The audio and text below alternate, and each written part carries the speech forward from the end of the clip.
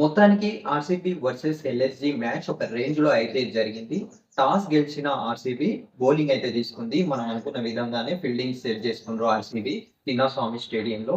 అయితే బ్యాటింగ్ కి దిగిన ఎల్ఎస్జీ 20 ఓవర్లకి 146 రన్లు చేసింది. టార్గెట్ ఇచ్చింది ఆర్సీబీకి. అయితే ఎల్ఎస్జీ బ్యాట్స్మెన్స్ ఆర్సీబీ బౌలర్ల దాటికైతే చిన్నస్వామి స్టేడియంలో అనుకున్న రీతిలో రన్స్ చేయలేకపోయారు. ఎల్ఎస్జీ బ్యాట్స్మెన్స్ మిచెల్ మార్ష్ వచ్చేసి 40, దాని తర్వాత ఎడెన్ మార్కరం 12, రిషబ్ పంత్ ఒక్క రన్ మాత్రమే పూర్తిగా విఫలం అయిపోయాడు రిషబ్ పంత్.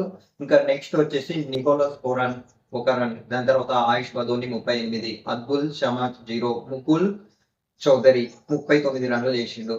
ఇలా ఆర్సీబీ బౌలర్స్ ఎల్ఎస్జీని కట్టడి చేసిండ్రు. దాని తర్వాత భువనేశ్వర్ కుమార్ వచ్చేసి వికెట్లు 3 తీసుకుండు. దాని తర్వాత జోస్ హెజల్వుడ్ తను కూడా ఒక వికెట్ తీసుకుండు. దాని తర్వాత రిషబ్ శర్మన్ దార్ ఆయన 4 వికెట్లు highest wicket taker RCB bowlers లలో. అండ్ దాని తర్వాత వచ్చిన కృణాల్ పాండ్యా 2 వికెట్లు తీసుకున్నారు. ఇలా ఎల్ఎస్జీని కట్టడి చేశారు ఆర్సీబీ బౌలర్స్. నెక్స్ట్ వచ్చేసి చేజింగ్ కి దిగిన ఈ ఆర్సీబీ టీమ్ ప్లేయర్స్ ఎవరంటే Virat Kohli main batsmen 49 runs చేసి అవుట్ అయిపోయిండు. ఇందులో ఒక 6 ఉంది, దాని తర్వాత 6 4లు ఉన్నాయి. అండ్ స్ట్రైక్ రేట్ వచ్చేసి 144 తో మన విరాట్ కోహ్లీ ఆడిండు నిన్నటి మ్యాచ్ లో. దాని తర్వాత ఫిలిప్ షార్ట్స్ 7 రన్స్ మాత్రమే చేసిండు.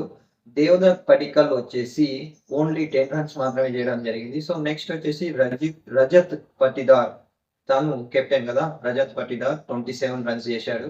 తర్వాత రిమాలియో షఫర్డ్ తను వచ్చేసి 14 రన్లు చేసిండు. 14 రన్లు చేసిండు. మొత్తానికి ఆర్సీబీ అయితే చాలా ఈజీగా చేజింగ్ చేసింది. సో ఎక్కువ స్కోర్ వస్తుందని ఎక్స్పెక్టేషన్స్ ఉండే చిన్నస్వామి స్టేడియంలో, కానీ బౌలర్స్ అందరూ కట్టడి చేశారు ఎల్ఎస్జీని. మొత్తం మ్యాచ్ మొత్తం తిప్పేశారు. సో ఈజీగా చిన్నస్వామి స్టేడియంలో ఆర్సీబీ తన హోమ్ గ్రౌండ్ లో గెలవడం జరిగింది. సో దీని గురించి మీరేమనుకుంటున్నారు కింద కామెంట్ చేయండి. నెక్స్ట్ వీడియోలో మళ్ళీ కలుద్దాం.